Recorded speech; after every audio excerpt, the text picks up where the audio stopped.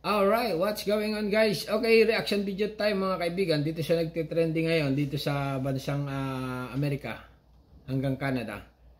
Na ito na nga, itong vlog na ito, itong Moldova, puno ng magagandang babae na pwede daw maiuwi, okay, sa Pilipinas. Ito na mga kaibigan, reaction video tayo. Dahil nga ito ay nagtitrending ngayon, na talaga namang mapapawaw ka, or wow na wow, ito na. May isang bansa sa Eastern Europe na hindi masyado napapansin ng mundo. Pero kung alam mo lang, parang hidden gem to. Ito ang bansang Moldova. Bansang tahimik, malamig at puno ng magagandang babae na pwede mong maiuwi. Pero bago ka mag-imagine ng winter romance, vodka nights at mapakanta ng Mali Vodka, alamin muna natin kung anong klaseng buhay meron dito. Kasi sabi nga nila, don't judge a country by its cold weather. Wow, okay, excited na tayo mga kaibigan. Excited na ako. Okay, continue lang. Cut camera action.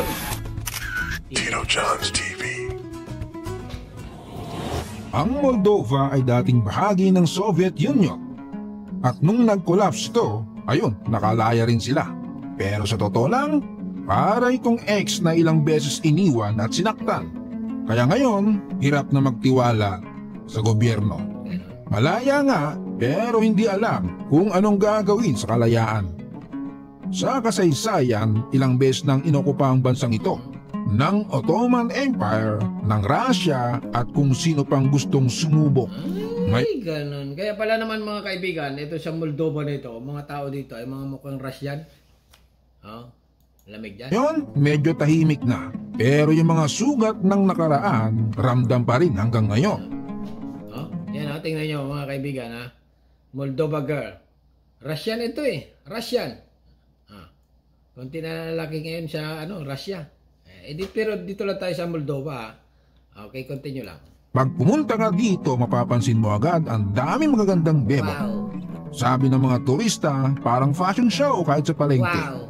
Madalas may blue eyes, maputing kutis, at yung tipong hinitian ka lang, parang gusto mo nang mag-apply ng visa pangasawa. Pero wag ka, marami sa kanila single kasi kulang ang mga lalaki. Ito ay bagay ito sa mga Pinoy, mga kaibigan, pag ganito. Kasi nga sa Pinas, okay?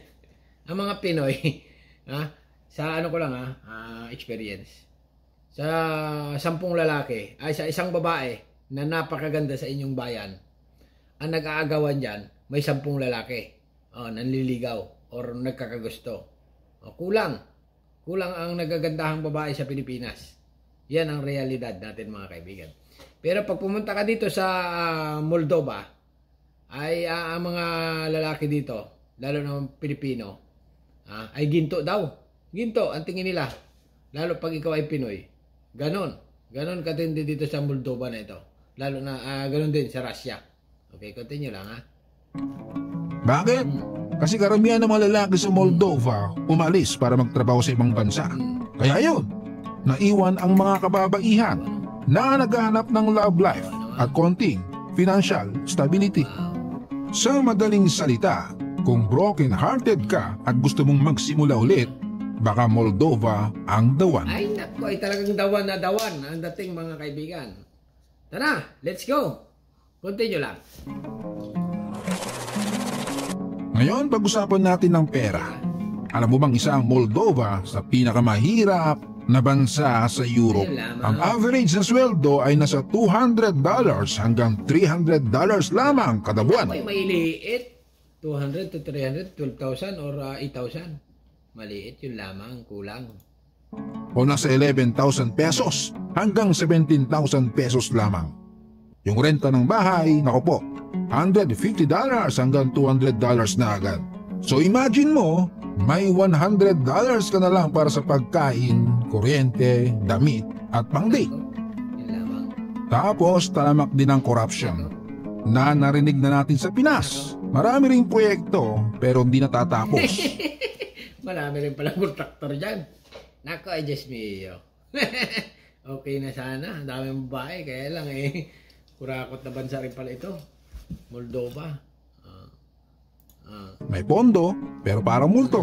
Naririnig mo lang, pero di mo nakikita. Kaya yun, 25% ng populasyon ng Moldova ang umaalis. Kasi kahit magtrabaho ka ng husto, parang Pinas, kapos pa rin. Bukod dyan, halos wala rin namang pabrika na mapasukan. Puro pagsasaka lang ang kanilang ikinabubuhay. At walang malaking tulong o investment galing sa European Union. Inabando na yata ito ng European Union. Kaya nga kurakot eh. Ayon sa pinakabagong datos ng 2025, humigit kumulang 2.5 hanggang 2.6 milyon na lang ang naninirahan sa Moldova. Noong 1991, nang humiwalay sila sa Soviet Union, nasa 4.3 milyon pa ang populasyon nila. Ibig sabihin, mahigit 1.5 milyong katao na ang umaalis sa bansa sa loob lamang ng ilang dekada. Diyos mio, Marimar. Ay, hindi ang bagay sa Pinoy pag ganyan. Pag dyan tumira, dapat dyan, kukuha ka lang ng babae dyan, okay, sa Moldova, dala mo na sa Pinas. O, total, tingin ko, mga babae dyan, sanay sa hirap. Marami sa kanila nagtungo sa Italy, Germany, Russia at United Kingdom para magtrabaho. Ang klima dito malamig halos buong taon, kaya kung mahilig ka sa beach at sunshine, baka mabaliw ka sa lamig dito. Pero kung gusto mo naman ng cozy coat and coffee vibes habang naglalakad sa gitna ng mga lumang gusali, suwak na suwak sa'yo to. Pero warning talaga yan mga kaibigan, ha? Pag ikaw ay ordinaryong mamamayang Pilipino, okay? Na may dala ka niyan o may bit-bit ka papuntang Pilipinas na ganyang kagandang babae, sigurado, mga kaibigan, ang tingin sa iyo ng mga kapitbahay mo ay tulo laway. Habang nakatingin sa iyo, ganon. Okay, continue lang. Sa paggala, halos sarado lahat ng tindahan pag taglamig. Pagdating mo sa Chisinau, ang kapital ng Moldova, mararamdaman mo agad para kang nag-time travel. Wow. Ang mga hotel, mga lumang gusaling parang ginamit noong panahon ng USSR. Yung mga furniture, mukhang galing pa sa Lola's Collection. Pero ang ikinaganda, mura naman. May hostel ka na sa halagang $20 kada. Ay, Diyos mio, Marimar. Ganon, may hostel ka na sa halagang $20? 800 pesos yun. Kung sa Canada, sa Amerika, di yun, 1,000. Mahal pa rin, Gabi at may hotel na parang 1980s museum.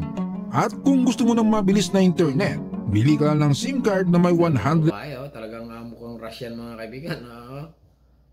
Puting-puti, Gustong-gusto ng Pinoy yan Ang ganyan, mga ganyang kutis. Pero ang mga Russian mga kaibigan, yung mga ganyang babae, ang gusto naman nila Pilipino. Puging-pugi sila sa mga Pinoy. Kahit pa ikaw ay sipunin na Pinoy or ikaw ay wag lang yung mga bungi-bungi gusto rin nila kasi mga kumpletong ngipin pero kung ikaw ay black beauty Pinoy, yung kahit ikaw ay pangit, ang tingin ng mga Russian, gwapong-gwapo mo. Ito na yan. Continue lang. 100 gigabytes for $10. Sulit din. Pagdating mo sa airport, huwag agad magtiwala sa mga taxi. Kasi minsan, pag narinig nilang tourist ka, biglang may special price na halos nangyayari naman sa iba't ibang bansa, lalo na sa atin. Kaya gamitin mo na lang ang Yandex Go, parang Grab, pero sa Eastern Europe. Ang pamasahe sa bus, parang piso fare lang, murang-mura. Mura pa ganyan. Pag namasyal ka sa Chisinau, mapapansin mo ang daming matatanda. Kasi karamihan ng kabataan, nagsibatsi na. Kaya minsan, parang naglakad ka sa Senior Citizens Convention. Pero kahit mga matatanda, paano yan? Paano ka makakahanap ng babae kung yan ay puro matanda na? Ang babait at hospitable. Parang laging may ready na siya at kwento tungkol sa dating magandang Moldova. Gaya ng kwento ng mga lola natin noon na mas maganda raw ang buhay noon kaysa ngayon. Sa kabila ng kahirapan, nakikita mong determinasyon ng mga tao.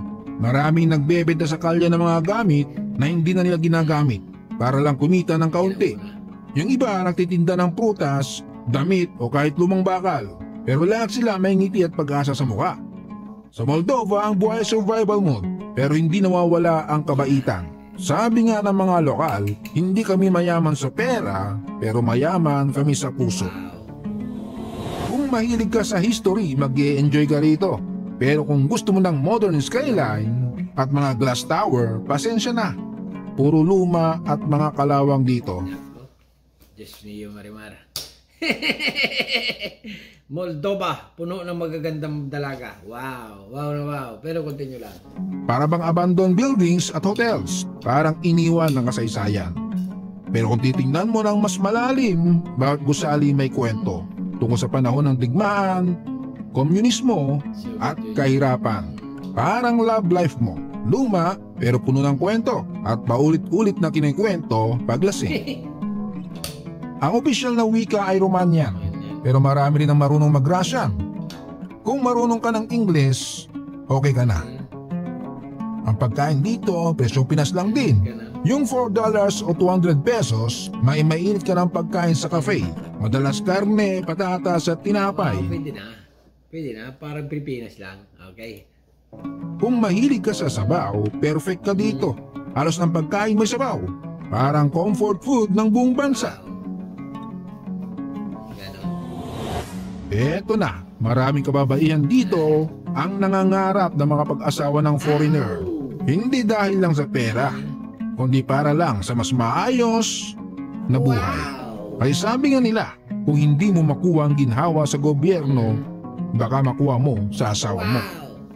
Marami sa kanila ang nag-aasawa ng mga Westerners, Arabs o Americans. Pero kung ikaw ay Pinoy na may charm at syempre konting dolyar, aba, may labang ka. Hindi ito tulad ng Paris o Rome na puno ng selfie spot. Ang Moldova ay para sa mga taong marunong maghanap ng ganda sa tahimik at simple. Mura ang pagkain, mura ang tirahan at mura rin ang pamasahe kung ikukumpara sa iba pang bansa sa Europa. Pero huwag mong asahan na kasing ganda ng mga katabi niyang bansa. Dito ang adventure ay yung mismong karanasan mo sa mga tao. Sa Moldova, sagrado ang pamilya. Ang bawat isa ay may obligasyong tulungan ang kamag-anak. Kung may mayaman sa pamilya, siya ang sponsor ng lahat. Kung may kasal o binyag, buong barangay ang invited. Mahilig din sila sa folk dance at traditional music. Parang fiesta ng probinsya sa Pinas. At kahit simple ang buhay, masaya sila. Hindi mo makikita ang Moldova sa world news, sa sports o sa social media ng madalas. Tahimik lang sila. Parang kapitbahay mong laging nasa bahay pero hindi mo kilala. Pero pag nakilala mo raw sila, ma-appreciate mo yung simpleng kabaitan at kultura nila. Pag nagkasyota ka ng Moldova girl, sigurado angat ang puwet mo. Kung may foreign investor lang sana, baka guminhawa ang bansa. Pero sa ngayon, sila muna ang underrated country ng Europe. Tahimik, malamig, pero may kakaibang init sa puso ng mga tao. Wow. At yan ang kwento ng bansang Moldova. Ang bansang halos walang nakakaalam. Pero pag nalaman mo, hindi mo na makakalimutan. Tahimik nga, pero may kwento. Mahirap nga, pero may dangal. At higit sa lahat, malamig nga, pero may init ng pagkatao. Kaya kung balak mo mag-travel sa Europe, huwag puro Paris o Italy. Subukan mo rin ang Moldova. Malay mo, doon mo mahanap ang forever mo. Huwag kalimutang mag-subscribe hanggang sa muli. Wow.